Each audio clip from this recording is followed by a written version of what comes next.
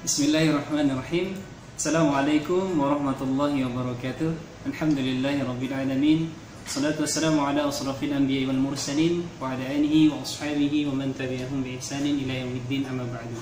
Bersyukur kita kepada Allah Subhanahu wa taala dengan mengucapkan alhamdulillah, dan kita selalu berselawat kepada Rasulullah sallallahu alaihi wasallam dengan mengucapkan Allahumma shalli ala sayyidina Muhammad wa ala alihi sayyidina Muhammad.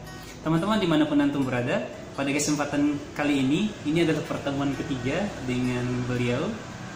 Ya, beliau insya Allah setiap hari Senin mengisi pengajian di UM-nya teman-teman. Bagi teman-teman yang ingin bergabung, silakan datang atau bisa langsung nonton di channel YouTube Masjid Kiai Haji Ahmad Dahlan. Ya teman-teman. Oke, pada kesempatan ini saya akan sedikit berdiskusi dengan beliau tentang apa yang beliau sampaikan pada siang hari ini. Beliau menyampaikan tentang merindukan pemimpin yang adil. Saya yakin ini pertanyaan atau mungkin perlu dijelaskan lebih rinci lagi. Kenapa beliau sampai menjelaskan atau membawa tema tentang merindukan pemimpin yang adil? Nah, Ustadz, mohon izin Ustadz, apa mungkin saya mohon izin Ustadz, mungkin alasannya gimana Ustadz? Kenapa Ustadz menyampaikan tentang merindukan pemimpin yang adil? Apakah memang di Indonesia itu masyarakat di Indonesia ini sedang merindukan pemimpin yang adil tersebut? Atau mungkin selama ini pemimpin yang adil itu belum ada? Itu seperti apa? Sebenarnya apa yang saya buat terhadap judul itu jawaban. Oh, jawaban. Jawaban dari pertanyaan masyarakat yang resah dan gelisah. Selama ini kok sulit menemukan pemimpin yang adil. Ya, itu gejala mundial, gejala yang banyak di antara pemimpin itu yang justru membebani rakyatnya.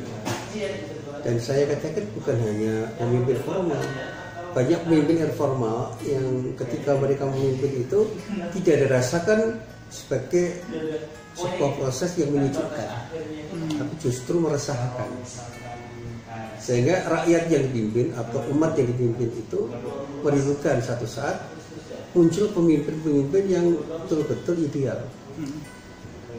Kenapa kemudian saya kaitkan dengan Umar bin Khattab dan Umar bin Abdul Aziz? Karena Umar itu tampil di tengah-tengah masyarakat yang membutuhkan pemimpin yang tegas, berwibawa dan bersikap adil, dan benar-benar mau menerapkan syariat Islam itu selaras dengan prinsip syariat yang memang harus diterapkan. Dan Umar tidak peduli kepada siapa, hukum itu harus diterapkan, bahkan anaknya sendiri harus diterapkan. Itu pernah didera karena minum khamar. Iya. Dan bahkan deraannya, pukulannya lebih banyak dari deraan atau pukulan yang diterapkan untuk orang lain. Karena Umar ingin beri contoh. Bahkan di dalam cerita itu akhirnya anaknya itu meninggal setelah mendapatkan hukuman itu.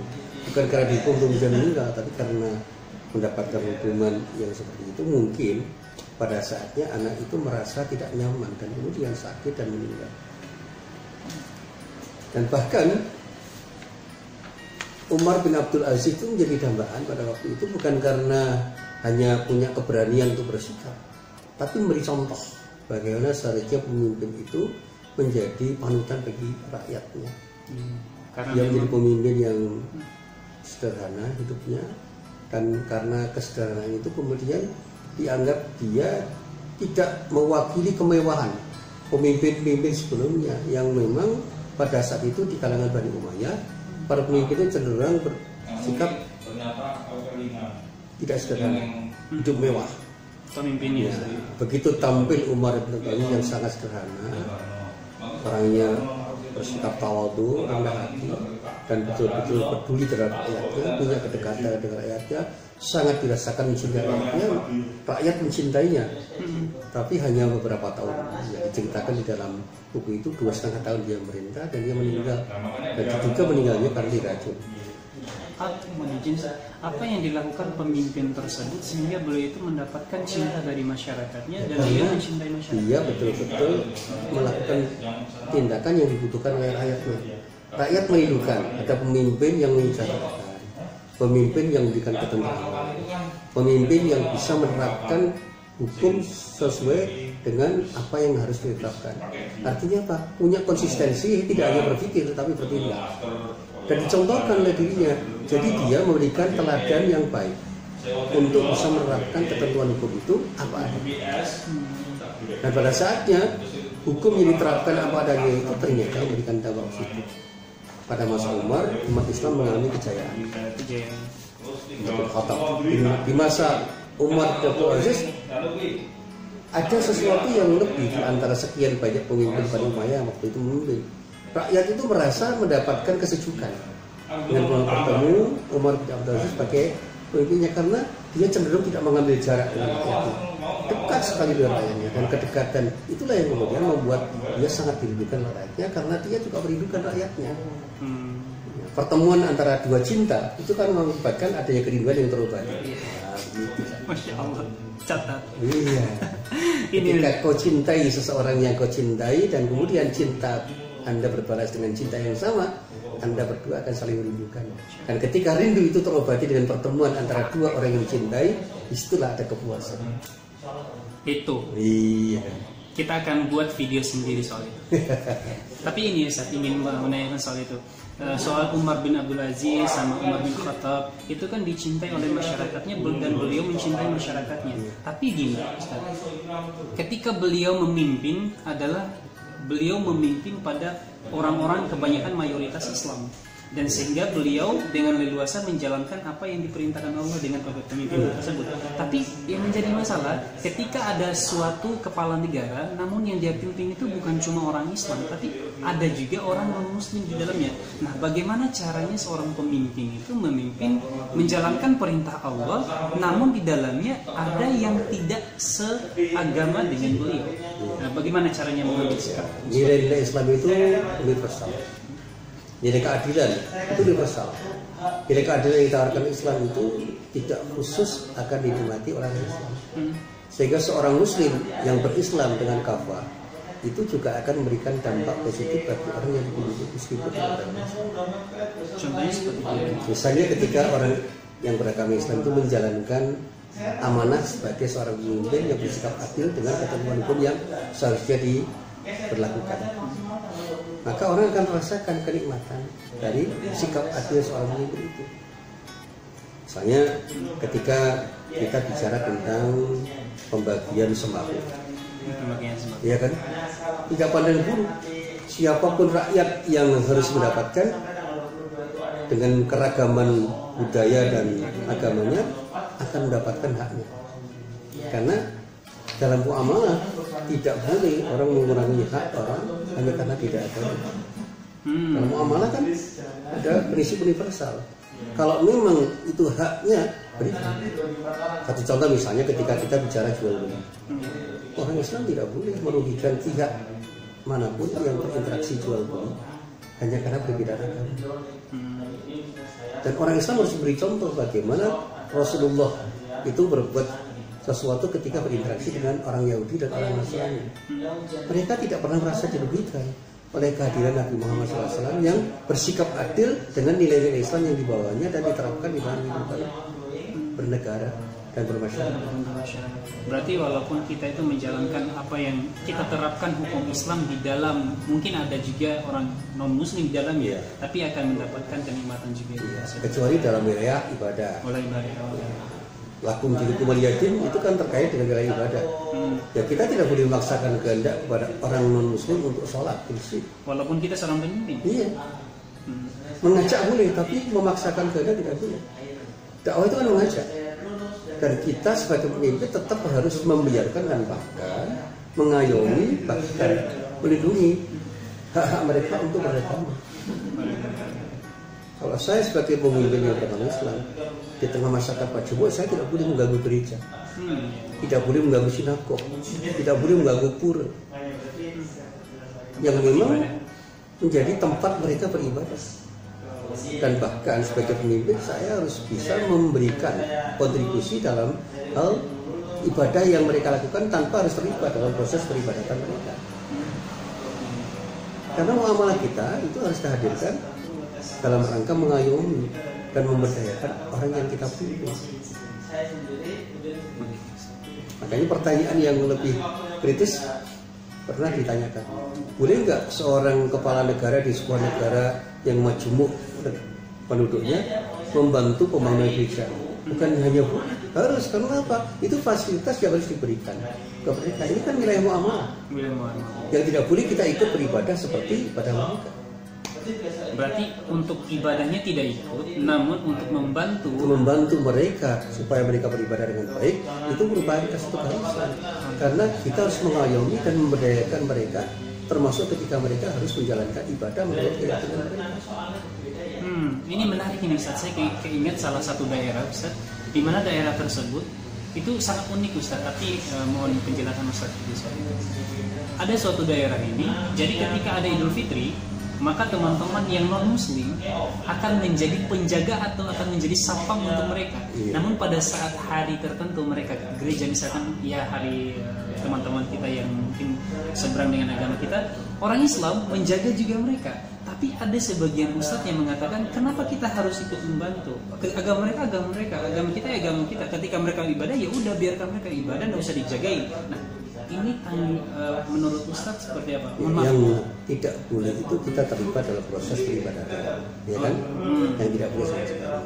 Dan apa yang Anda tanyakan itu situasinya kan terkait dengan daerah tertentu. Itu sifatnya kondisional. Ya. Di daerah yang memang memerlukan peran serta umat lain untuk menjaga agar ibadah umat tertentu itu tentram, nyaman dan damai, tidak ada masalah.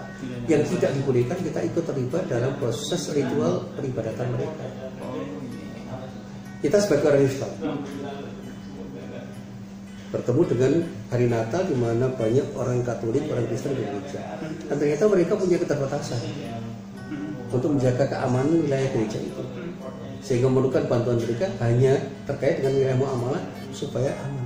Kita boleh ikut terlibat di dalam menjaga keamanan yang terkait dengan proses peribadatan mereka, bukan dalam rangka untuk mengikuti ritual ibadah, tapi menjaga hal-hal yang terkait dengan muamalah mereka.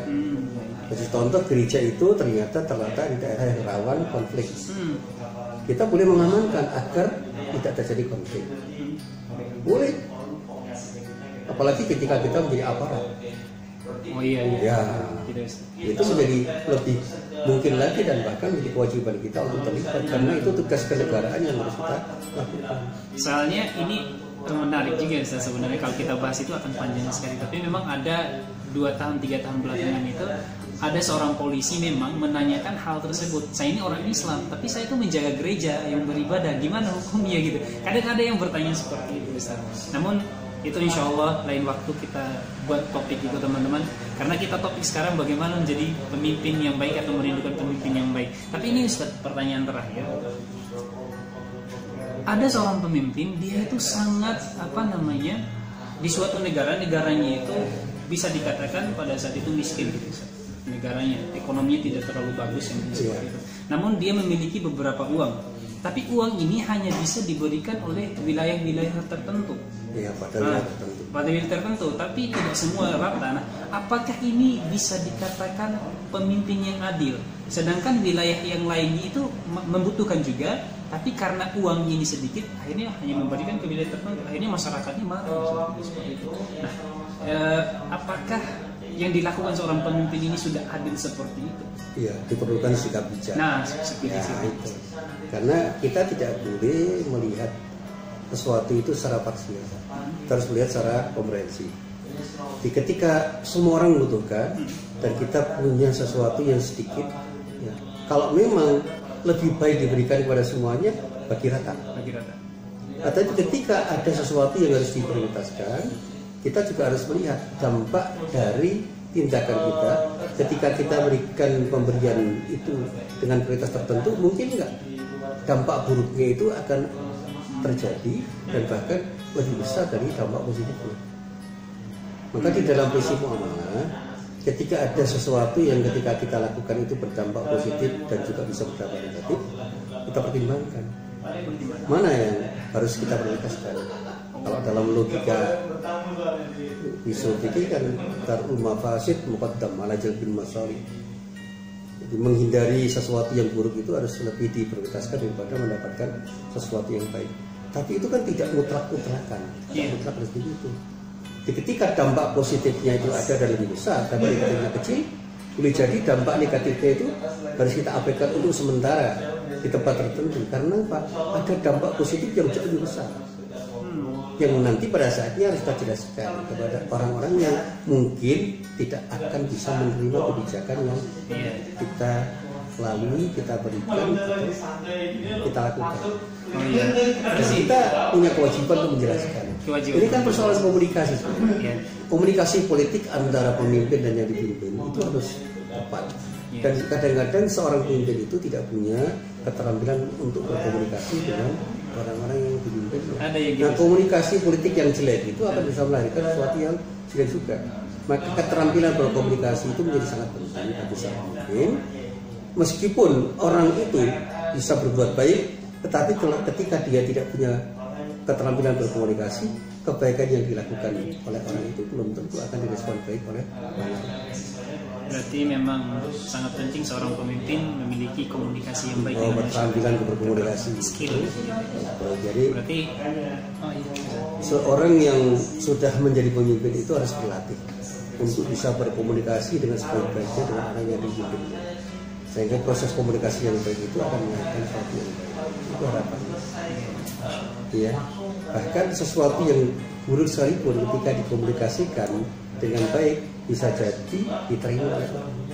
Ada orang yang sebenarnya mau kita beri itu tidak mendapatkan apa, tetapi karena kita bisa berkomunikasi dengan baik, mereka akhirnya menerima untuk diterima.